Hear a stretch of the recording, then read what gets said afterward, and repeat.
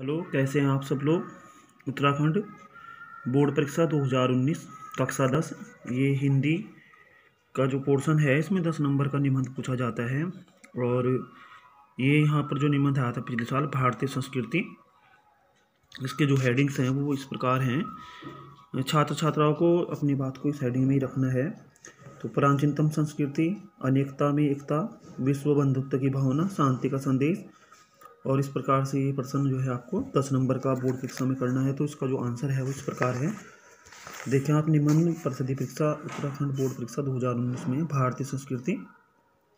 तो आइए देखते हैं, शुरुआत करते हैं निबंध की। किस प्रकार से आपको निबंध लिखना है।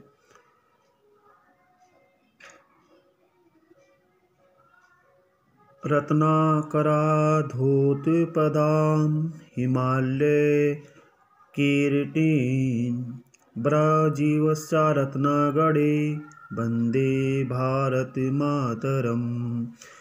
प्राचीनतम संस्कृति, समुद्र सदैव इसके चरण कमलों को धोता है, इसके हिमालय के सिर पर विराजमान है।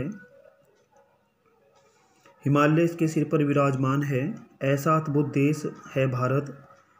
भारत की संस्कृति भी उतनी ही प्राचीन है तथा अद्भुत है, ऐसा कहा जाता है।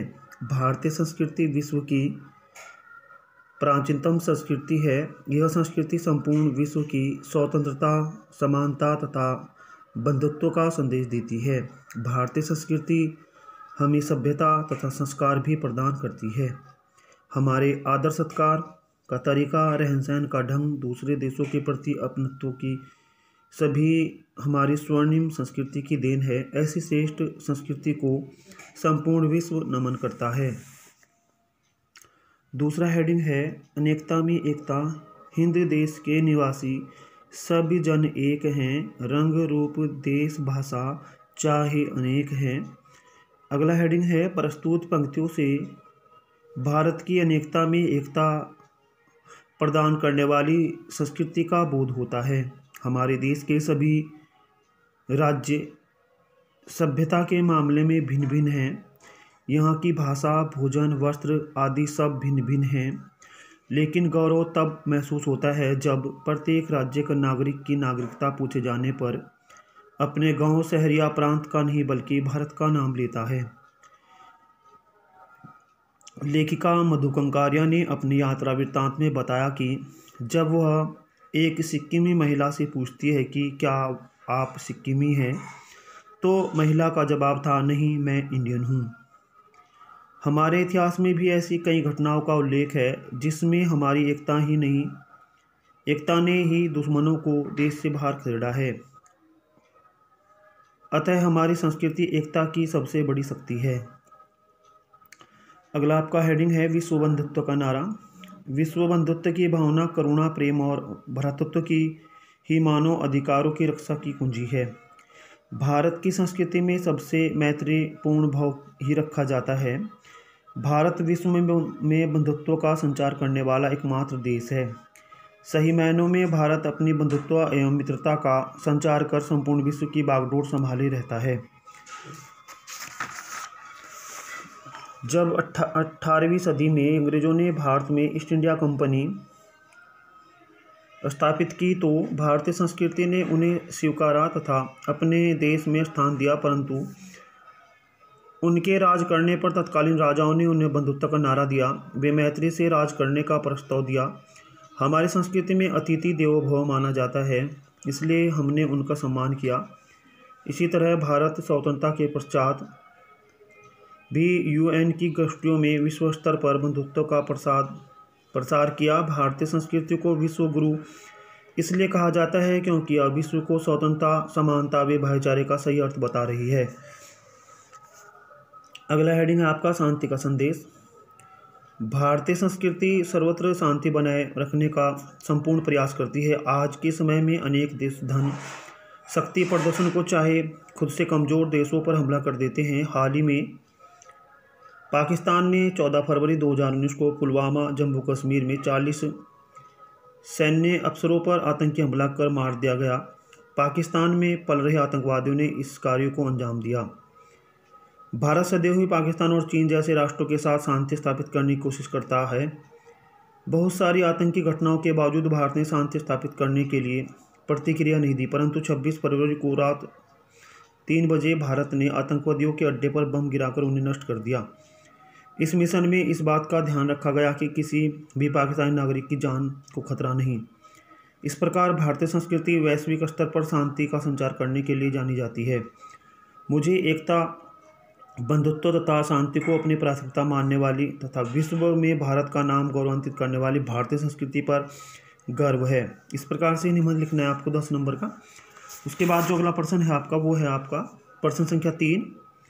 आपके गांव शहर में पेयजल का गंभीर संकट है। अपने पेयजल मंत्री को समस्या के समाधान के संदर्भ में एक पत्र लिखिए। आपका काल्पनिक नाम क ख ग है।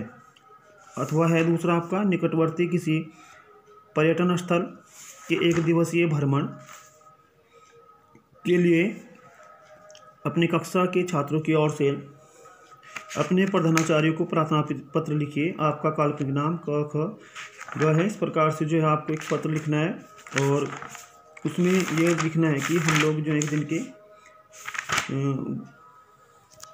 ये इस प्रकार से ये प्रश्न है यहाँ पर तीसरा।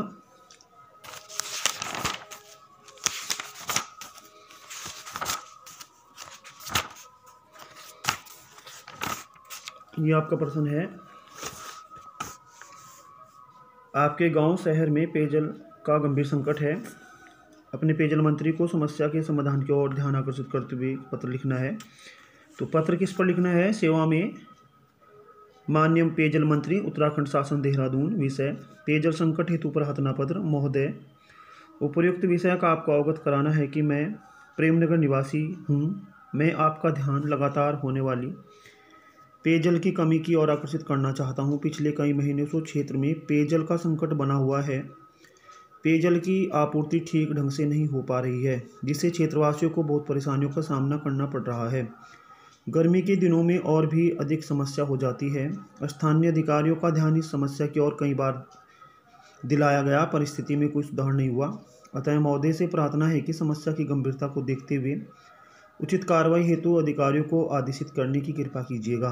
धन्यवाद। दिनांक भवदीय क ख ग निवासी प्रेमनगर एवं क्षेत्रवासी देहरादून। तो इस प्रकार से आपको ये पत्र लिखना है। ये अनौपचारिक पत्र है और उत्तराखंड बोर्ड परीक्षा 2019 में पूछा गया था। दूसरा इसका जो औपचारिक पत्र है,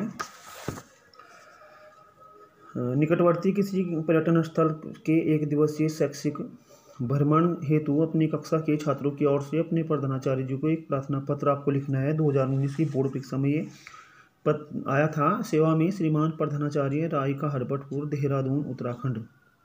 विषय 1 दिवसीय शैक्षिक भ्रमण हेतु प्रार्थना पत्र। महोदय, सविनय निवेदन इस प्रकार से है कि हम कक्षा 10वीं के समस्त छात्र छात्राएं 1 दिवसीय शैक्षिक भ्रमण हेतु मसूरी जाना चाहते हैं। वहां जाकर हम कुछ सीखना और ज्ञान अर्जन करना चाहते हैं। हम मसूरी पर्यटन स्थल पर एक सर्वे करना चाहते हैं। इस सर्वे हेतु हमें 1 दिवसीय शैक्षिक भ्रमण हेतु की अनुमति प्रदान करें। आशा है आप हम सब की इच्छा को अवश्य ही पूर्ण करेंगे। धन्यवाद। दिनांक और भवदीय क ख ग कक्षा 10। इस प्रकार से ये प्रश्न भी आपको उत्तराखंड बोर्ड में 2019 की परीक्षा में आया था और 5 नंबर का ये प्रश्न है। उसके बाद अगला प्रश्न जो है आपका प्रश्न संख्या 4, ये है निम्नांकित में क्रियापद छांटिए और क्रियापद छांटिए और उसका नाम लिखिए। तो ये प्रश्न है पहला, क जंगल में मोर नाचता है। जंगल में मोर नाचता है। तो इसमें आपको क्रिया छांटनी है। क्रिया है इसमें नाचता है। क्रिया का नाम है समापिका, मुख्य सकर्मक। दूसरा प्रश्न है लता गाना गाती है। तो इसमें जो क्रिया है वो गाती है। क्रिया का नाम समापिका, सकर्मक। अगला प्रश्न है यथा निर्देश उत्तर दीजिए। मैंने उसे समझा किंतु वह नहीं माना। इसमें जो आपका समुच्चय बोधक शब्द है वो आपका किंतु है। प्रश्न संख्या 4 का ग, विद्यालय कल ही खुलेगा। इस वाक्य में निपात छांटिए। तो इसमें जो निपात है वो निपात आपका ही है। प्रश्न संख्या 5, अध्यापक निर्देश निम्नांकित का यथा निर्देश उत्तर दीजिए। अध्यापक ने बताया कि कल स्कूल की छुट्टी रहेगी। कथन किस प्रकार का है? आपके यहाँ 3 विकल्प दिए गए हैं, सरल वाक्य, मिश्र वाक्य और संयुक्त वाक्य। तो जो आपका इसमें उत्तर है वो आपका दूसरा है, मिश्र वाक्य। अगला प्रश्न है निम्न अगला जो आपका प्रश्न है, निम्न में से आज्ञार्थक का चयन कीजिए। मैं यह काम नहीं कर सकता, मेहनत मोहन को बुलाओ, शायद आज बारिश हो। तो इसमें जो आपका सही विकल्प है वो दूसरा है, मोहन को बुलाओ। उसके बाद अगला प्रश्न है, राधा ने रामायण पढ़ी, क्रमवाच्य में परिवर्तन करना है, तो राधा द्वारा रामायण पढ़ी गई। अगला है, मैं चल नहीं सकता, भाववाच्य, मुझसे चला नहीं जाता, इसका ये भाववाच्य बन जाएगा। अगला प्रश्न है आपका, आदित्य शब्द का सही अर्थ बताइए, पर्यायवाची शब्द बताइए, सॉरी।